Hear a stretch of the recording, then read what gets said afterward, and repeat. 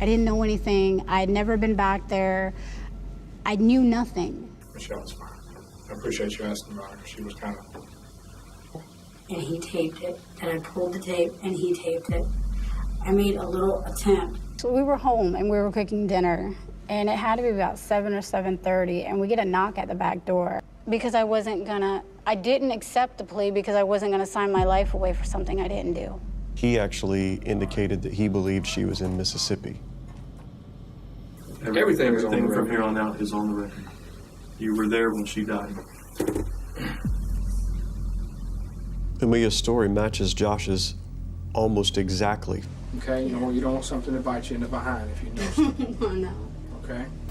So she could go to work. And I want What? She would ask you to babysit the kids?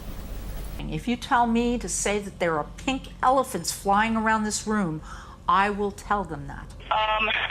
Somewhere about the 10th, 11th, or 12th of February. What to do when the enemy at the gates is being helped from within the castle? This is the nightmare Heather Strong found herself grappling with, for which she paid the ultimate price, while her husband Joshua Damon Fulgham and his paramour Amelia Lily Carr dug her grave, literally, and then put her in it. Did Heather suspect what had been going on, or was she just as surprised as the community she had lived in found out her fate? Let's take a closer look at what happened and find out how it all began. Amelia Carr could easily pass for a girl in her late teens. In fact, she is 30 years old and the youngest woman in the United States on Demise Row. Articulate and attractive, she is becoming something of a cause célèbre for opponents of the death penalty and those who feel American justice is particularly harsh on women. Amelia Carr, in her interviews with the camera, seems personable and approachable. She looks much younger than her now 30 years and is pretty with dark hair and mischievous eyes. Only her teeth show signs of not being looked after, which, coupled with her orange jumpsuit, are the only indicators that she's not a normal girl living a normal life in normal, everyday society. Carr is currently incarcerated in Florida's Lowell Correctional Institution in Ocala, close to the remote rural community of Boardman, where Heather Strong's body was unearthed in March of 2009. She is one of only 5 such women in the Sunshine State's Demise Row, so how did she end up getting the dubious honor of taking the life of Heather Strong? Was it a case of being at the wrong place at the wrong time? Or was it on the cards due to her less than stellar upbringing? From the very beginning. So he kind of used that as a way to, hey, off into another room where there weren't cameras in their offices and things like that, and talk to me. And so we need you to come up with something so that we can get him. And see, that's what they kept telling me, is that they wanted him. I think she had been worn down to the point where, if you tell me to say that there are pink elephants flying around this room, I will tell them that. Snapped Heather's neck. Because that's what was told to me. I didn't know anything. I had never been back there. I knew nothing. Because she was involved. Quite frankly, if you confess, so that's just the only option she's got left. Profile of a budding slayer. Amelia Lily Carr was born Amelia Yera on August 4th, 1984. She was the second of 3 sisters. A psychologist estimated her IQ to be 125. At the age of 15, she reported maltreatment by her father to her school but withdrew her statement to officials. In February of 2004, Carr's father was convicted of attempting to solicit the slayings of his family. Amelia, her mother, and one of her sisters were all on his target, and he was sentenced to 4 years in prison for it. Michelle's fine. I appreciate you asking about her. She was kind of... fact-finding type interview. In this interview, we had the facts. Okay. That's what we were talking about, the baby, because I went to court today and they won't even release my kids to any of my family. I think it's time for reopen. Today, you had a conversation, was recorded. Totally. It later turned out that the apple hadn't fallen very far from the tree, and Amelia was following pretty closely in her father's footsteps. Some would say she outshone him in that department with the role she eventually played in Heather's fate. Carr went on to lead a troubled life with misfortune and lack of luck in love dogging her footsteps into adulthood. Hopping from relationship to relationship, she looked for love in all the wrong places, getting married twice with no dice. In fact, her last marriage was a sorry tale of extreme physical maltreatment, which ended with Emilia getting a restraining order against her ex-husband. Not that it stopped her from dabbling her hand in a little bit of illegal activities on the side. She was sentenced to 2 years of probation for her involvement in her ex-husband's grand theft of exotic birds.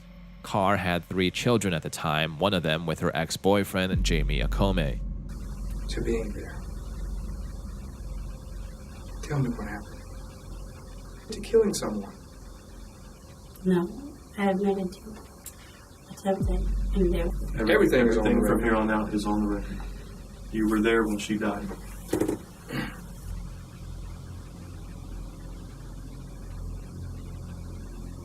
Is that right? Is what Josh said? Excuse me. Now's the time.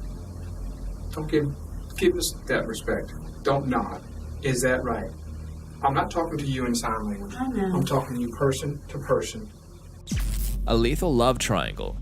Citra was a small, sleepy town nestled on the rolling, scenic landscape of Florida. Like every small town, everybody is in each other's business, and gossip has a way of going around faster than a bullet on the community grapevine.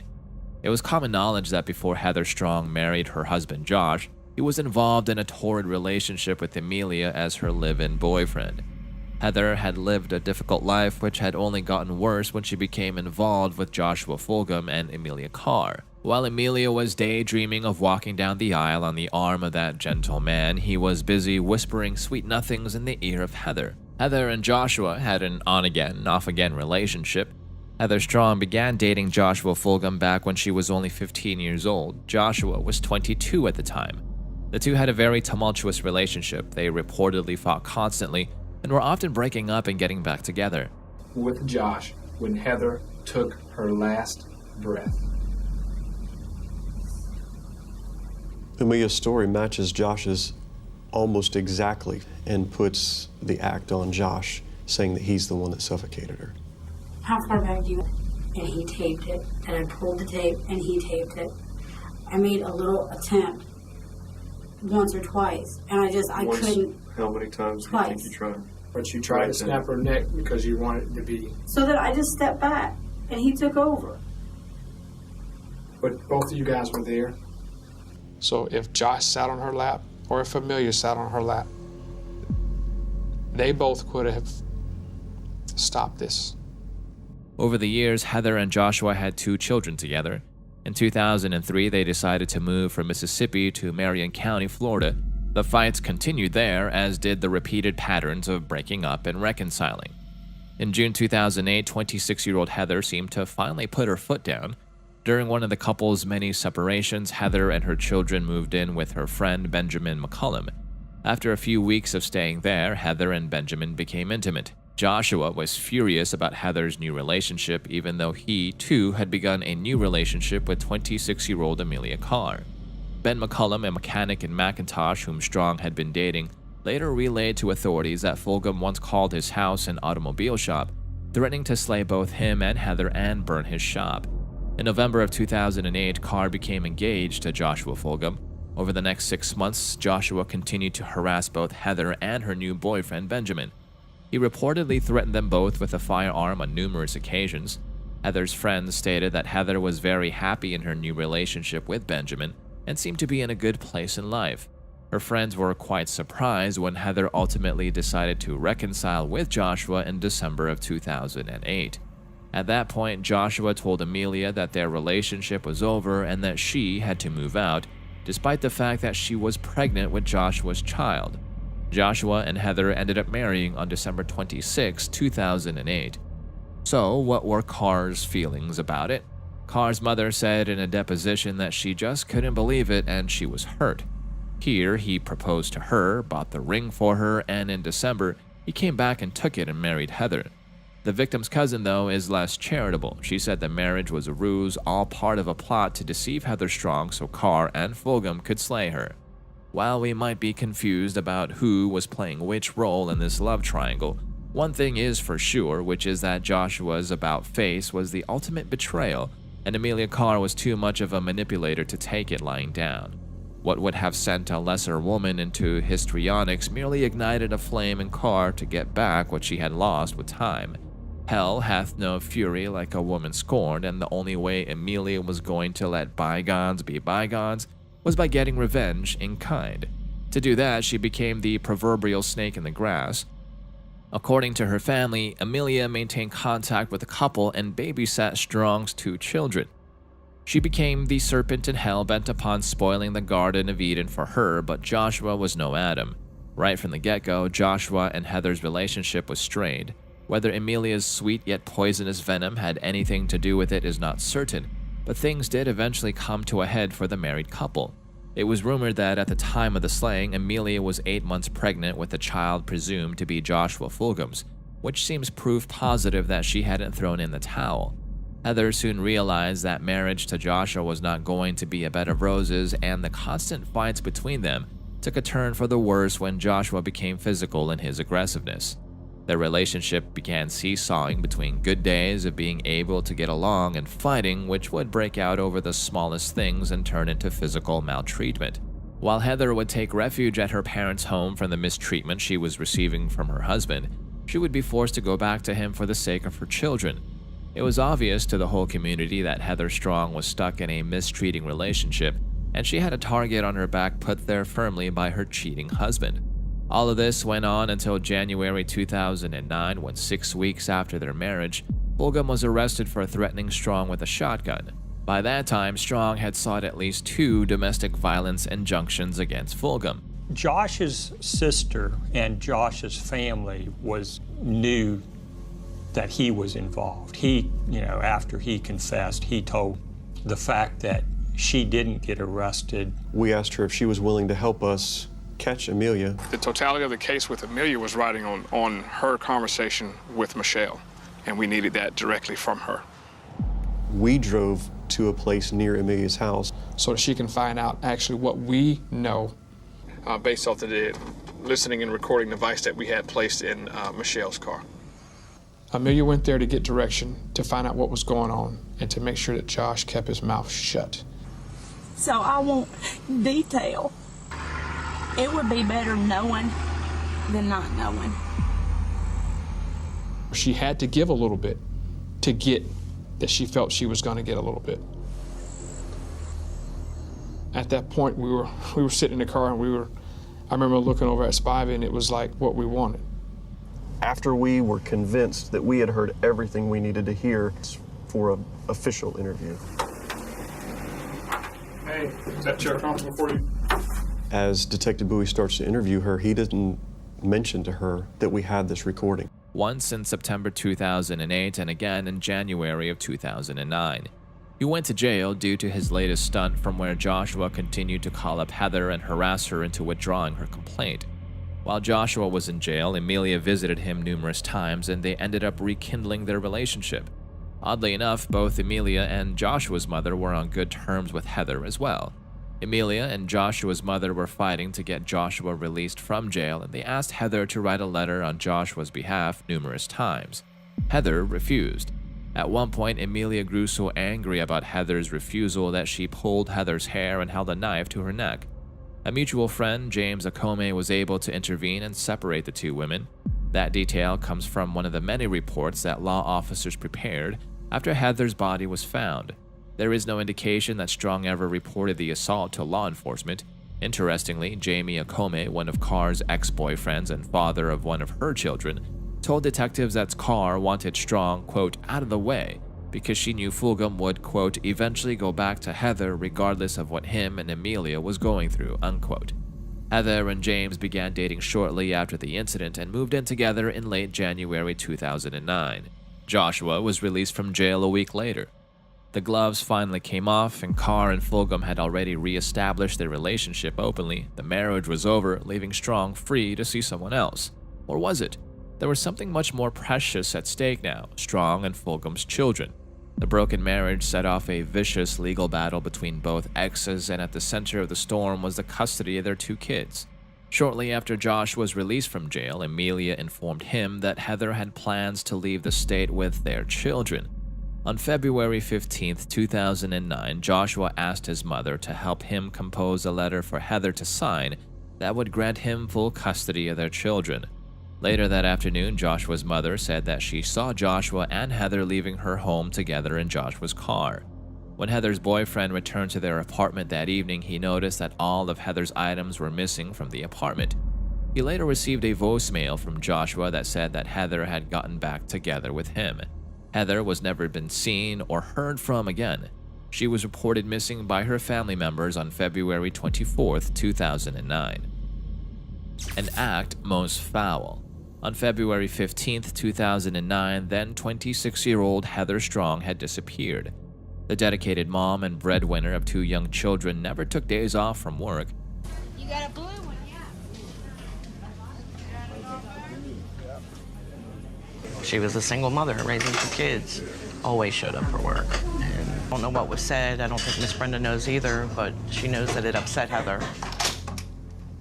Keep the kids away from him.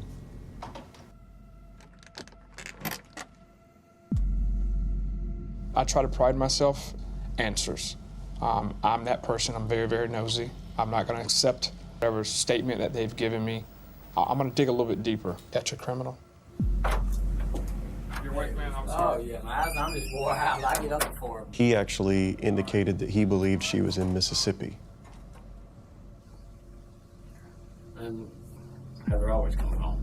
And after this, no one else has seen her or knows where she's at. There's a brick wall along down there. She was standing right over there. And she had a red suitcase that's pull out, maybe. And then you got back in your car? And I went back to the house. And when you left, she was... They got cameras all around it. No video. Of what? Of Heather. With a female named Amelia Carr. Me and my mom, we opened the door and there's 2 detectives standing there. She had been employed at an Iron Skillet restaurant at a petrol gas station next to Interstate 75 in Reddick.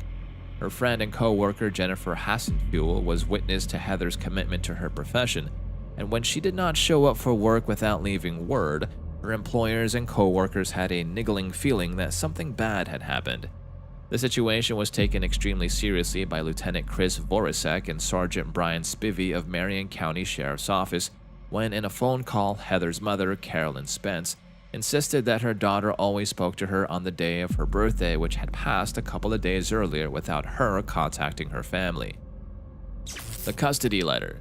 Suspecting foul play, the team started conducting interviews, and the first person to be hauled in for questioning was Joshua Fulgham. Lead investigator was Detective Donald Bowie of the Marion County Sheriff's Office. When he was approached by the detectives, he showed them a typewritten document in which Heather had given full custody to her ex-husband by her own free will and had signed the document. It was a highly dubious piece of evidence which actually did not help Joshua's case. Detective Bowie proceeded to put Joshua Fulgham under the microscope and confronted him directly about the validity of the custody letter he had shared with them. Without mincing any words, the detective told Joshua that while it was his contention that Heather had just woken up one fine morning and decided that Joshua could take better care of her kids, the testimony they had from Heather's friends, family, and her co-workers contradicted his statements directly. According to witnesses, Heather had received a phone call from Joshua a day before her disappearance, from which she had been particularly distressed. She had shared with her close friends that she needed to keep her kids safe from Joshua and had to take Joshua out of their lives to accomplish that. She said she wanted to get the hell out of Dodge. Wanted me to keep kids, but when she gets it cleared up, she's coming home back. But this time, I'm not taking her back.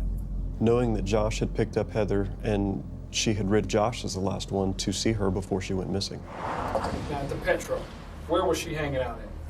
Right there at Petro. Standing up there at Petro.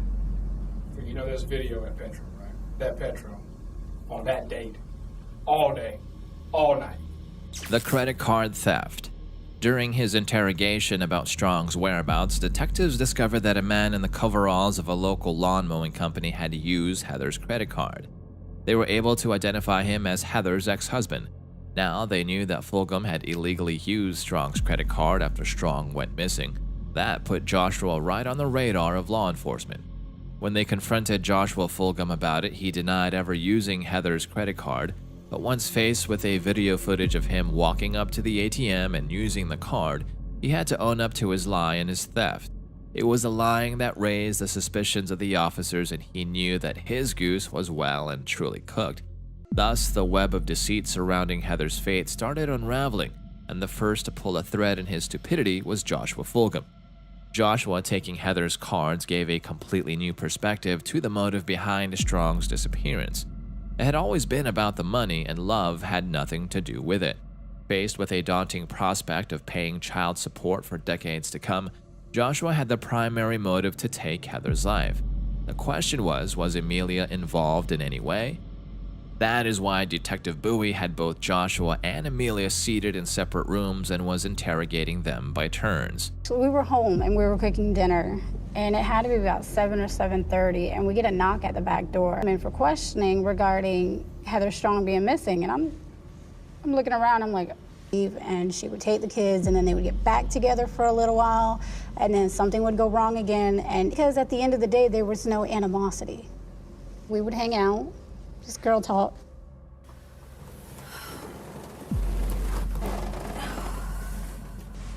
I'm 8 months. You're 8 months. Yeah. Okay. She was more calculated in everything that she said. She was aware that what she say may come back to bite her. I mean, it'd be... With your help, we're gonna find her. The first crack. Meanwhile, in the other room, Detective Bowie was trying to work his charm on Emilia, who was not falling for even a little bit of it. Quite early on into the investigation, the detective realized what a Machiavellian and manipulative woman whom he had to deal with. As Detective Bowie tried to break down her defensive, Emilia stuck to her guns, insisting that she knew nothing about a custody letter, trying to charm the detective into lowering his guard and playing the sympathy card for the victim continuously. Her comfort, though, was about to come to an end as Detective Bowie kept digging at the weakest link, which was most obviously Joshua Fulgham. Under pressure from the detective over one thing or another, Fulgham finally cracked. Though he admitted to using Heather's card, he denied any involvement in her disappearance. He did, however, give detectives the name of someone who might have information about Strong, Emilia Carr, Fulgham's on-again, off-again girlfriend who was 8 months pregnant at the time. While Detective Bowie took Joshua out of the interrogation room to let him smoke a cigarette, he decided to come clean and shared information about his girlfriend Emilia, knowing more details about the entire incident than himself. He claimed to be innocent in the entire debacle, putting all of the blame with his partner Emilia. What he did should serve as a reminder to everyone that a smart enemy is better than a foolish friend. He told Detective Sergeant Donald Bowie, quote, "This is what I was told by Emilia, that Heather's gone, leave it alone," unquote.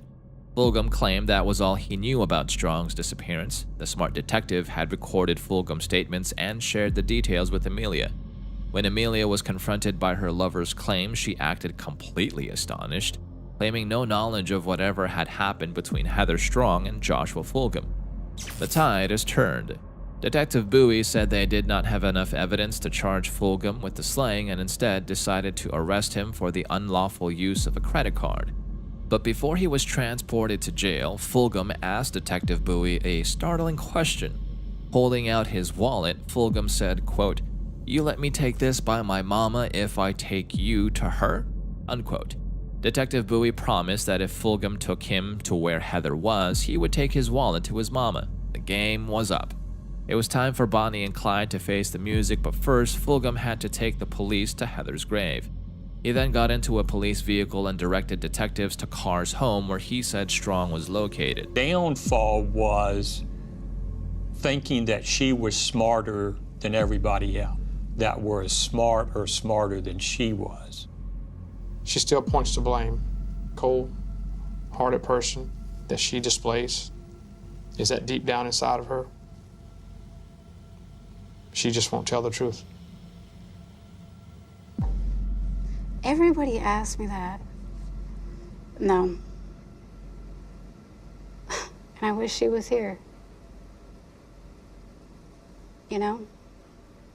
The struggle of loving your kids.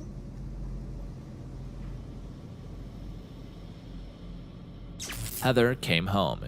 It's surreal how peaceful things look once a tragedy like the taking of a person's life has passed. Detective Sergeant Mike Mongaluzzo remembered getting out of the car with Fulgham in handcuffs. It was dark, it was a very overgrown piece of property, and Josh led the way. They walked down a trail back to an old, dilapidated trailer. When they made it around the trailer, the detective remembered grabbing a long stick from out of the debris and started sticking it around this pile. And immediately when he stuck it into the ground, it went down several inches very easily, and he immediately knew that was a grave. He just knew. After obtaining a search warrant, authorities began digging through Carr's property while Fulgham said goodbye to his mother and children and was taken to jail. Back at Carr's house, Detective Bowie grabbed a shovel and started, one scoop at a time, digging until he saw Heather's face. No matter how lifeless a person is, the humanness cannot be taken away by too much exposure to demise. The detective had a weird feeling to look at someone that was someone's mother, daughter. He had to check himself and knew it was time to hold the person that was responsible for it accountable. Her body had been disposed of unceremoniously. The grave had been an extremely shallow one, just a disturbance in the ground where the bag was dumped and a floorboard was placed over her face, before loose dirt was piled on top. That day, detectives observed the clumsy efforts to dispose of Strong's body. Clad in a t-shirt and jeans, the 5'6" corpse had been partially stuffed into a large zip-up suitcase and placed in a 3-foot deep hole. The hole was covered by 2 pieces of wood and black plastic bags to ward off flies. If the method of burial was slipshod, the manner of death suggested a cold indifference to human life. Without wasting any time, the detectives actually knocked at Amelia's door to wake her up and ask her once again to come down to the station. She was informed that Heather Strong's body had been found on her property and knew that her number was up. The minute she entered the interrogation room with the detective, she turned the tables on the love of her life, going so far as to offer to testify against Joshua Fulgham. She informed the detective that on the 16th of February at 5 a.m. in the morning, Joshua had knocked on her window, woken her up, and told her that he had done something to Heather Strong. When confronted by the detectives about why she had not spoken of this sooner, she claimed that she had never believed that Joshua could do something like that, which is why she had kept her peace. It was obvious to the detectives that there was a lot more to the story, which was unraveling thread by thread, and soon the entire stark truth would become apparent to everyone, with no dirty details hidden. This was only the first step towards the truth, and they would have the entire story and all its gory details. With all the characters who had participated in bringing Heather Strong's life to a premature end coming to light, it was only a matter of time before they got their comeuppance. Tying up loose ends. The tide had almost definitely turned, and it had turned against the 2 persons responsible for the horror that had been unleashed on Heather Strong. The case had already been blown wide open by the extreme hard work and tenacity of the detectives. All that was left was for the culprits to turn against each other, which was already happening. It seemed that Amelia was not done with changing her story. As the detectives went back to the interrogation room, they found Amelia sitting with the captain. We knew that Josh had lived with her for a time. They would be great together for a little while, and then they would separate, and she would leave. It was just not a healthy relationship at all. We learned that Amelia already had 3 children and was currently 8 months pregnant, being that this was Josh's child. Hey, you coming up here? You look tired too. Very tired. Appreciate you coming up here. How far along are you? Some differences and get a clear understanding. Okay. Amelia was a thinker. Well, we're gonna find her with your help. Your help. And I'm here to help. I mean, we've got kids who need both parents. Okay, you know, you don't want something to bite you in the behind if you know something. I know. Okay? I'm sitting there and I'm waiting for them to come in and say whatever they have to say so I can go home. And telling them a new side to the sorry tale. This time, she confessed to the detectives that Joshua had confessed to Amelia that he had done away with Heather by hitting her over the head with something. He had also informed her that he had brought Heather back to her property, but when Amelia went to investigate Joshua's claims and entered her mother's trailer, she was found she was greeted by the sight of Heather duct taped with her arms and legs to a chair, and she realized that she had passed away. At this point, she told the detectives and the captain that Joshua had actually told her that he had taken Heather's life, confessing his part in what had happened to her. The night before, she had sworn to Detective Sergeant Mike Mongaluzzo with tears streaming down her face that she had given him each and every piece of information she had regarding what had happened to Heather. But she had turned around once again and revealed that she knew more about the entire story. The detective confronted her with her pack of lies and told her summarily that she would be treated as a partner to Joshua's actions, particularly since she was hiding things from the authorities in such a serious matter. The detective then proceeded to grill Amelia about the turns her story had taken and how she had changed details again and again in her retellings. The detective confronted her about the unrealistic account she had given to the captain, in particular, her claim that she had stumbled upon Heather Strong's body on a chance trip to the trailer. The detective insisted that there was only one reason why Joshua had told her about having brought Heather to her mother's trailer, which was to make sure that no one ventured towards it and to get help from Amelia. The entire story had already become exposed. What the detectives are trying to do was to make sure that the two culprits turned against each other and testified to put each other behind bars, a scenario that suited the law enforcement and the victims' families the best. As the detective was tightening the noose around Amelia's neck, Detective Bowie was working Joshua over, trying to make him admit clearly to his part in the entire incident. They made it clear to the culprits that this was a race against time, and whoever decided to cooperate with law enforcement first would get leniency from the long arm of the law. The trump card the detective played against Amelia was to question her about her insistence on moving in with Joshua Fulgham, despite knowing that he had just taken the life of his ex-wife in her mother's trailer. To him, that was proof beyond the shadow of a doubt that this lady was involved in what had happened to Heather. To know clearly and to be witness to the pure evil a man was capable of, and still deem him worthy enough to be father to her children and to move in with him, took steel balls, and Amelia had plenty of those. It showed the detectives that she was no Miss Innocent. The watershed event. The investigation hit a standstill until Fulgham's sister, Michelle Gustafson, reached out to the police and agreed to get Carr to speak about her involvement in the slaying on tape. In the sting operation, Carr admitted to Gustafson that both she and Fulgham had slain Strong. What the authorities got was the full Monty, with Amelia giving out details of what had happened to her sister-in-law. The gruesome details came out, which painted a bleak and horrifying picture. Detectives then picked up Carr and brought her in for a final interview, and she admitted to being with Fulgham when Strong took her last breath. The trial and sentencing. The truth about Heather's tragic fate was finally revealed at Amelia's trial. She ultimately admitted that Joshua lured Heather to the storage trailer on Amelia's family's property on February 15th. After Joshua and Heather entered the trailer, Amelia followed them inside. Frightened, Heather attempted to exit the trailer, but Joshua wrestled her back inside. Okay, I'm sorry. I'm sorry, buddy. And then you got back in your car? And I went back. You know there's video at Petrol, right? Yeah, oh yeah, they got cameras all around it. No video. Hey. Hey, Tired? I'm exhausted. About my bedtime. Coming up here. Understand, you're not pressured to be here. This is all voluntary. Trying to get some things together. We're trying to sort out some differences and get a clear understanding. Amelia then tied Heather to a chair as Joshua held her down. The pair forced Heather to sign a custody agreement that granted Joshua full custody of their children. Then both Amelia and Joshua unsuccessfully attempted to break Heather's neck. When that failed, Amelia placed a garbage bag over Heather's head, and Joshua put his hand over her mouth and nose, suffocating her to demise. Both Carr and Fulgham were charged with first-degree slaying and kidnapping. The prosecution argued that Fulgham had planned on slaying Strong after she threatened to take their children and leave the state. Out of loyalty to her boyfriend, the state contended Carr helped Fulgham carry out the murder. Though the detectives' take on this is a bit different, they believe that both the culprits had different motivations for why they did their part in the incident.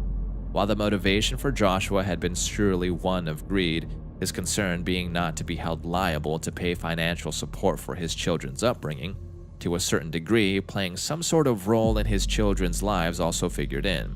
Tell me the relationship between you, Josh, and Heather. He wanted to work things out for his kids' sake, and we parted ways. And we just agreed that when you got 5 kids between different people. How many kids do you have? 3. You got 3 kids? Yeah. There wasn't really ever one. Excuse me. So we had some kind of contact, but I usually got distance. Okay. Have you and her ever got into it about anything? No. Well, when we had to be. Right.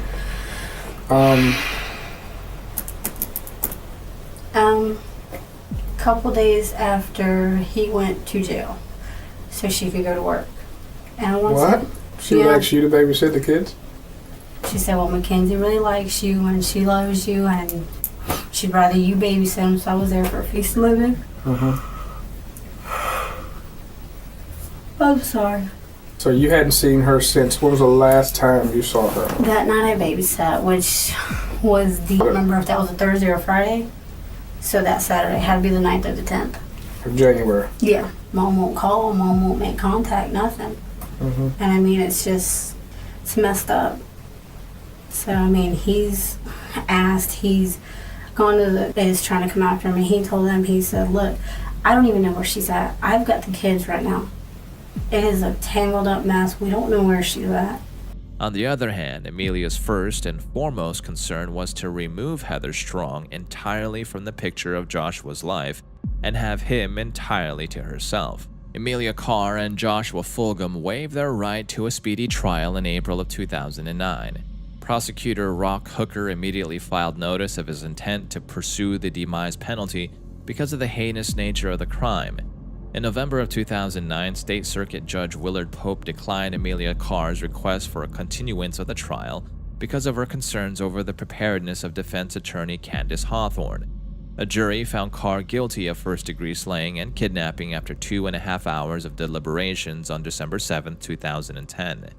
During the penalty phase of the trial, Carr's family testified on her behalf that she had been traumatized since her early childhood by carnal mistreatment from her father and grandfather. However, the jury voted 7-5 on December 10th in favor of the demise penalty for Carr. She was formally sentenced to demise by lethal injection on February 22, 2011. More than a year after Carr's conviction for the slaying of Heather Strong, her co-defendant Joshua Fulgham went on trial for his alleged participation in April 2012.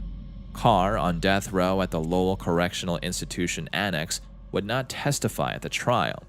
The prosecution detailed the gruesome aspects of the incident. Both the prosecution and Fulgham's defense attorneys agreed that the motives for Heather Strong's slaying were jealousy and betrayal. At the conclusion of his trial, Fulgham was convicted of first-degree slaying and kidnapping. Despite the death sentence of his co-defendant, Joshua's jury voted 8-4 to sentence him to life in prison without the jury's recommendation.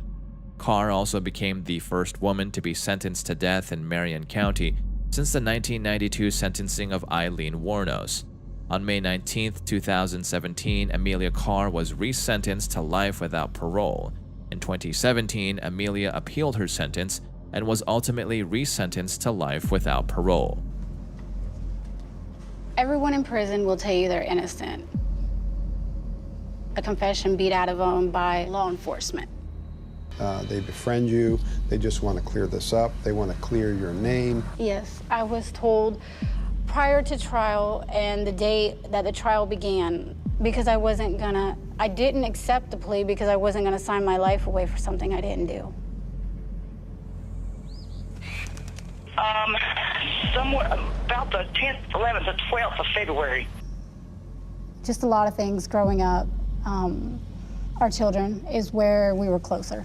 Never give up. Ever the manipulator, Amelia Carr continues to claim her innocence from behind bars and has been using the media to create a storm in favor of clemency for herself. In an ABC News program, the mother of four protested her innocence and attacked the prison system for locking up minorities and poor people. How many rich people go to prison? Carr asked 2020 interviewer Diane Sawyer. Unfortunately, equality is an illusion. Her plea for clemency provoked nothing but anger and cynicism, however, in the former family home of Heather Strong, her victim. In an exclusive interview with Daily Mail Online, Heather's loved ones insisted that Demise Row is the only appropriate place for an evil, manipulative slayer, irrespective of age and gender, and they expressed outrage at how the pretty convict has been turned into a TV celebrity while their voices have gone unheard. Meanwhile, Heather Strong's grieving mother has accused the press and people of having it all wrong. She said in an interview, quote, "They wanted the kids, they wanted welfare. They made out at the time that this was some sort of love triangle, but it wasn't anything of the sort," unquote. And that's all that we have for you today, folks. Join us next time at the next one.